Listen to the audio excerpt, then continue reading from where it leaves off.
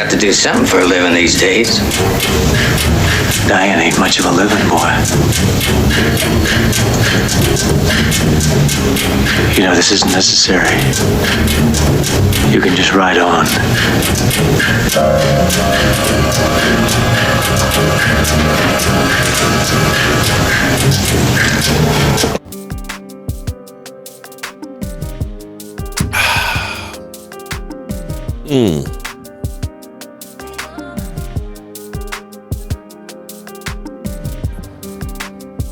Well, good morning, good people, and Eagle and 49er fans. Mark Holmes here, of course, with my buddy Cowboy Joe Boo, as well as Bucky Beaver and the Funky Chicken. Oh, and we're going to be cleaning up today. Check this out. CD Lamb Old Spice. Are you kidding me? Now I can smell like CD Lamb. I guess if he has a bad game, we can say, shower up, CD. You need to clean up. Oh my goodness. It is week number 5 already in the NFL. And we have what should be billing as a good game because we have the 3-1 San Francisco 49ers, bang, bang, Niner gang versus the LA Rams. And this is where the shit hits the fan. Which way are we going to go? Brock Purdy has been a little bit nicked up. And the 49ers, their whole team has been kind of nicked up. But they have the cupcake schedule of cupcake schedules. So this is one of the true few tests that they actually have this year. And we'll see what happens. We'll be definitely live streaming that thing tonight. Hope you guys tune in. It's hard to believe it's already week 5. And we're at the point right now where we need to actually look at something that usually is what you hope gives you a bit of an oomph, a little pump up. And that is your rookie class. And for us, we've been more of a one-hit wonder more than anything else. You know, we ended up getting like CeeDee Lamb, boom. You know, and then, of course, I think Deron Payne was in that class too. But then we get a Micah Parsons, and then you look at the rest of the draft class. You know, you get a Tyler Smith, and then you kind of look at the rest of the draft class. Especially, I don't know what it is about second-round draft picks for us that just don't seem to pan out. And see, for me, I got to say, the Dallas Cowboys need to look at trading that second-round pick. If you can tell me I can take that second-round pick and get a guy who can start as an average starter, I think we're ahead of the curve. I honestly do. I mean, when you think about Boss Man Fat, you think about Tristan Hill. I don't want to denigrate Schoonmaker, but is he playing like a second-round pick? Sam Williams, who's Randy Gregory like. Oh, Randy Gregory we can put in there too. Oh, we can put Randy Gregory in there. Pass the Dutchie from the left. Pass the Dutchie from the left. Man, the right too. Pass the Dutchie. Yeah, Randy Gregory. And we got Donovan Easy this year to go along with it. Oh, Marshawn Nealon. Here's the thing. In the draft, you should end up getting an immediate impact player. It seems like we got that with Tyler Booker, although he's injured right now, but he's come out the box playing really good. You look and say, this is a guy that's going to play really good. Second thing is, you want an above average starter out of that draft, okay? An above average starter. You want to get then some role players, okay? You get 2 role players, and you get a special team standout. If you do those 5 things in a draft, you're golden. You're golden. But the last couple of years, when you start looking at it and saying, Mozzie, I love Mozzie, no disrespect to him, but you have not gotten first-round talent or play on the field out of Mozzie. Tyler Guyton, he's turning things around. Because people had him, he's a bust. No, he's got some attitude, some edge. He got a concussion this week. Hopefully he'll be able to play. But Tyler Guyton going against legitimate defenses. Let's be clear. Although the Eagles don't have great edge rushers. They don't. That's where the Eagles are. They have problems like we do. They're not getting pressure on the edge. But you look at the Giants, you look at the Packers, you've been under fire completely. So you look at it and say, no, he ain't a bust. But you get past that, we've got no oomph. So let's take a look at where we are right now for this year's draft class. And as we go through, like we talked about, Tyler Booker, just like he'd had that kid at camp where he kind of pushed him down because he didn't want to get beat by him, he's pushing down legitimate defensive tackles. He is the real deal. And you got to say, hey, we're doing great with that guy. That's exactly what. That is our impact player, day one starter that you say, yeah, we did that shit, okay? Then we get to Donovan Easy, okay, our second round pick. Donovan, well, he's had 115 snaps, okay, defensive end. His overall grade is a 56.5, below average. You want to get 60 is average.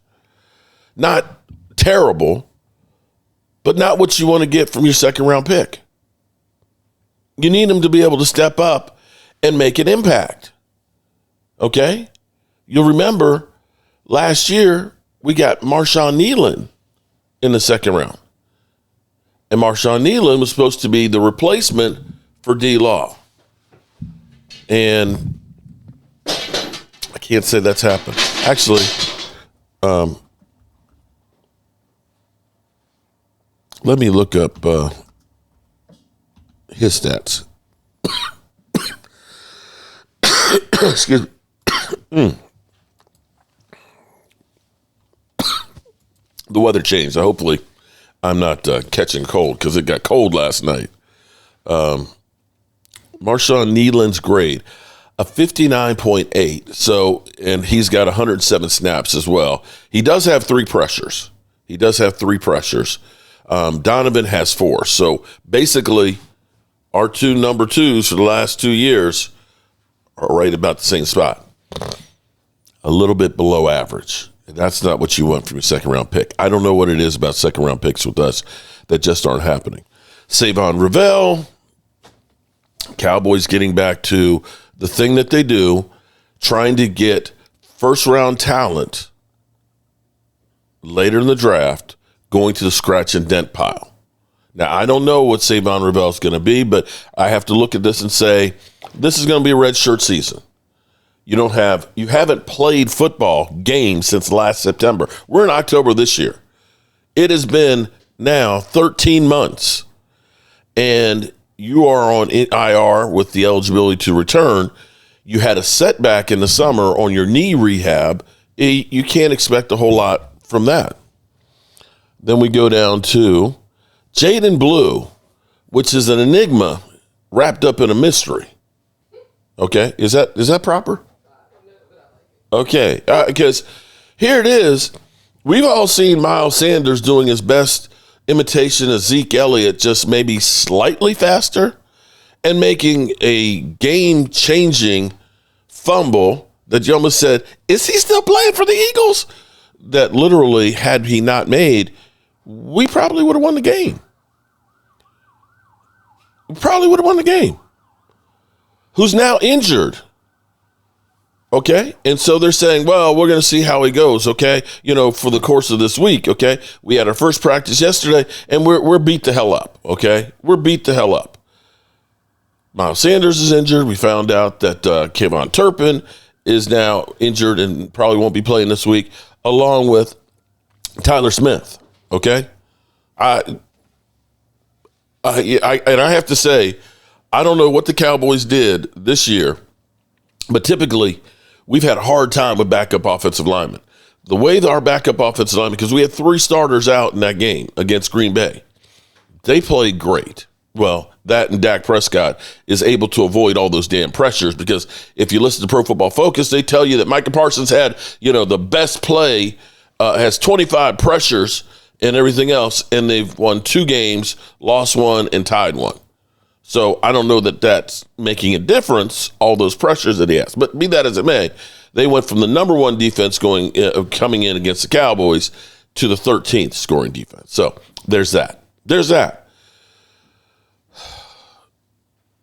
Jaydon Blue, if he does not get called up this week, with Miles Sanders, we're not sure if he's going to be able to run or not, basically on one leg. With Kayvon Turpin not going to be in there, who is, your slot guy and kick returner, after being praised about how good he has been in practice, if he is not out there this week, there's something that's catastrophically wrong. He's got speed. He was an elite back in college.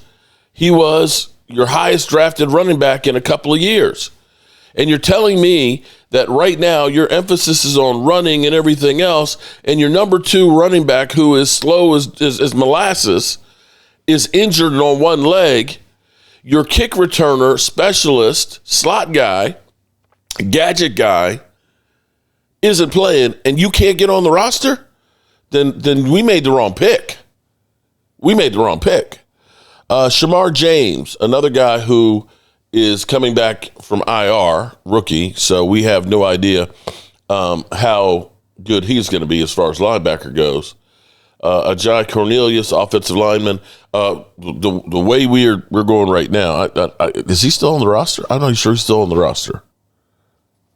I'm not sure because the name isn't even familiar right now. And then we got Jay Tola.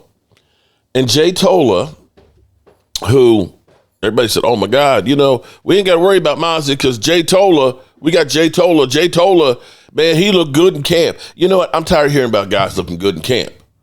I'm tired of hearing about how good guys are in camp because we set up expectations. I tell you what it's like. There was, when we were at Myrtle Beach the first time, everybody talked about the steakhouse. Oh, my God, this steak. You got to go to the steakhouse, man. They said it's the best steakhouse in Myrtle Beach, man. It's been there for 75 years. They got the dry aged steaks and everything else. They come and they bring you out the steaks so you can see it before it gets cooked and everything else. So you can hand pick the one that you want and everything else and all that, right? Okay. And so we go in there and it's like, okay, yeah, so I've got lots of wood and everything else. And the guy came out and he's like, oh, yeah, we have our steaks and you have the dry ager. You can see the dry ager. And so you're being built up like, oh, my God, this is going to be the best steak I've ever had in my life.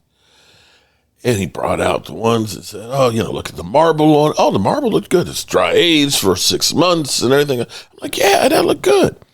It looked good, man. Everything just looked good. Yeah. And then I got the steak and it was kind of like, yeah.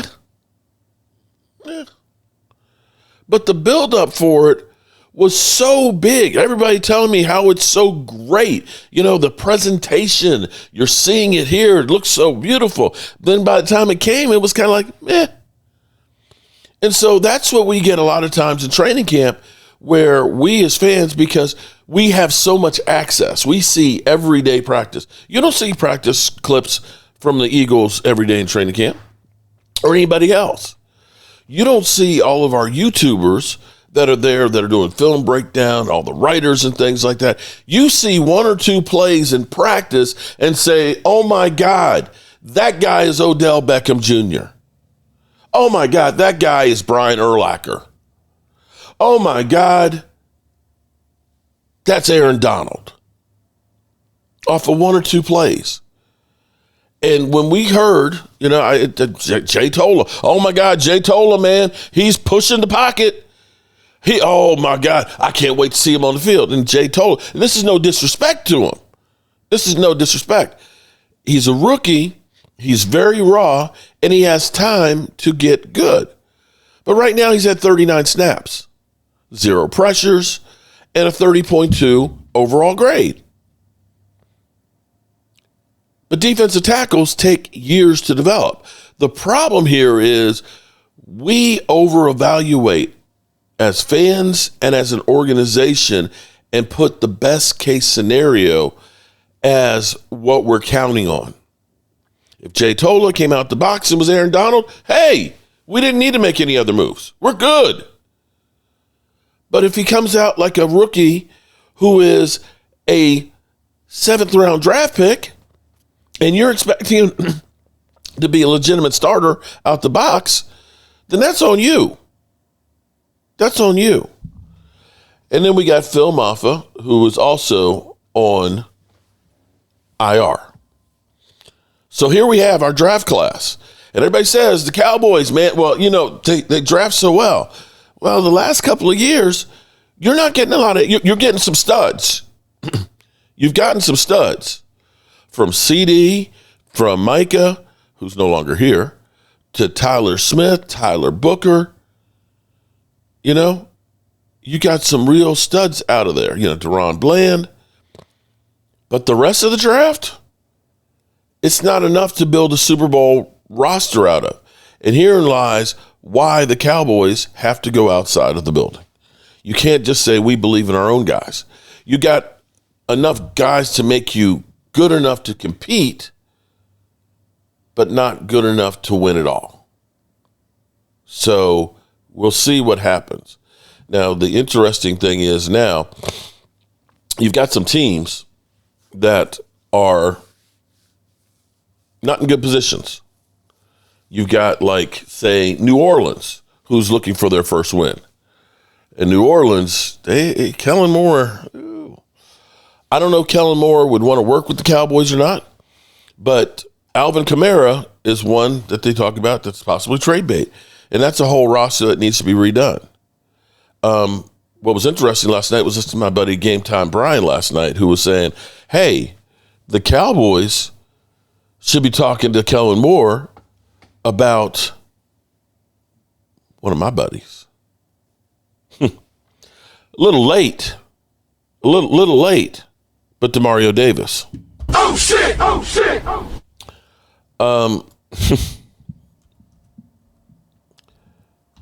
I don't want to be that guy.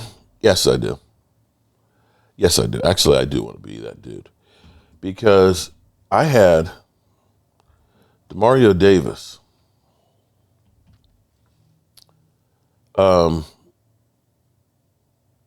at my house when he was a free agent.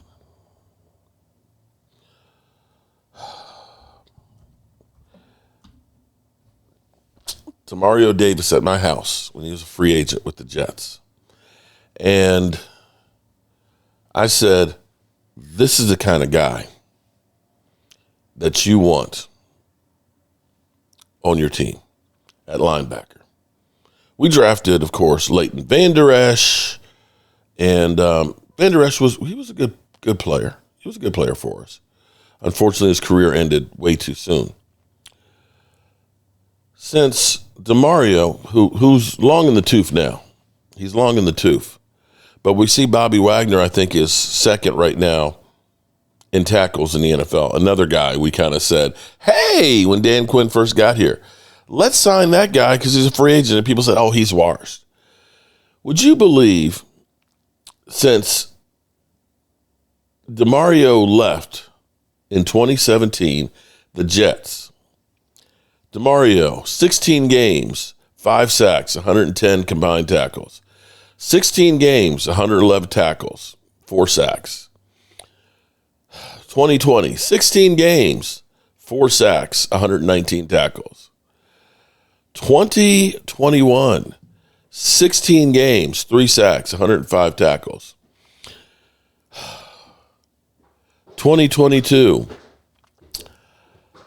17 games, 6.5 sacks, 109 tackles. 23, 17 games, 6.5 sacks, 121 tackles. 2024, 16 games, 1 interception, 2 sacks, 136 tackles. Can you imagine if we had had him as opposed to taking a safety in the playoffs? Could you imagine all those years having a guy who's been the heart and soul of his team? The heart and soul of his team. He's still playing an elite level. 4 games, 1 fumble return, 38 tackles, 18 solos, 4 tackles for a loss. Now, let's be real here. We're looking at a New Orleans team that may be looking for the number 1 pick. DeMario is embedded deeply in New Orleans as far as, his home, his family, his team and stuff. But I'm sure at these waning years of his career that I'm not sure that, being an 0-17 team or, a 2-15 team is really how he wants to end his career. And that might be a guy that you might be able to trade for that would definitely make an impact. So, I hadn't thought about that one. So shout out to Game Time Brian's live stream last night that kind of brought that up and thinking, would Kellen Moore want to trade with the Cowboys? A lot of times you end up having teams that there's familiarity there with people and they work together. Cowboys and the Raiders have been one of those teams that typically will do a lot of stuff with. So I don't know. Also, you got to think about Trey Hendrickson, who is on the last year of his deal with Cincinnati, and Cincinnati continues to lose and Joe Burrow is done, then, you're looking at it and saying, maybe we need to try and get something for this guy, get some cap relief, and get ready for next year, which is a possibility. The question is how much would it cost to get that kind of guy? And would you look at it and say, we're going to have to pay a boatload of money as an extension? Now, it may not be Micah Parsons' money. Maybe you end up giving, I don't know, a second-round pick since we suck at them. I'm sorry. Second-round picks in the Cowboys just have not been good. Now, here's something that's interesting because I got cussed out basically or laughed at typically by most 49er fans that say that I sell false hope, that, I'm just P.T. Barnum. You're an idiot for even saying this, because they were talking about on First Take about, are the Cowboys potentially a playoff team? And I said, depending on if we could get a stop or two a game on defense, you've got a playoff, championship style offense without a doubt. But your defense is ass. But you have a very soft October. And you will be getting some more players. And who knows, maybe the Cowboys, that the rookie class starts making an impact. And maybe the Cowboys make another move. But here's where it's interesting. Right now we have the 32nd defense, right? You know who's 31? The Baltimore Ravens. And they look like they got a lot of problems. They got the same, they got a worse record than we do. They're 1-3. We're 1-2-1. So we're half a game ahead of them. And they've lost their quarterback, and Cooper Rush is going to be starting probably this weekend and maybe the weekend after. But they're talking about Baltimore being a playoff team. Let's go to the tape here. Understand Lamar may not play. You still have or should have one of the best offensive lines in football. You got a really good receiving core. You got two really good tight ends. You got a Hall of Famer at running back. By the way, hand him the friggin' ball. Yeah. No team runs the ball less on first and second down to their running backs than Baltimore. Make that make sense. And defensively, play physical at some point. This was an organization, a football team that used to beat you up when you played them. You know that. It was like a fist fight. Yeah. Nowadays, I watch them like, good God. So business. Understand Lamar, get 2 wins, and then make a decision on Lamar. Yeah, I agree with everything you said. When it comes to Lamar like that, he is their entire offense. And when you're not running Derrick Henry 20 times a game, which is proven, anytime you run Derrick Henry 20 plus times a game, you come away with more wins than not. And I just think when you're this depleted from an injury standpoint, you're missing Roquan Smith, you're missing multiple guys on the defensive line. There's an uphill battle for them. And if they can't beat the Texans, they're not beating the Rams. And then the season is over. This is a must-win. This is a must-win for the Ravens, and Derrick Henry and Zach Orr need to step up. That's defensive coordinator and the running back, because absent the Chiefs game, Lamar Jackson played really good football those first 3 games, but it's the supporting cast, it's the defense, it's all the other elements that made those turn into losses. You need Lamar to be healthy, because down the stretch, the Ravens have a very, very favorable schedule. They can turn the tide on this thing, but they got to come away with a win against the Texans, because the Rams, that's also going to be another toss-up. In that division, with their schedule, they are far from out of it, and they have the history. Oops. Okay.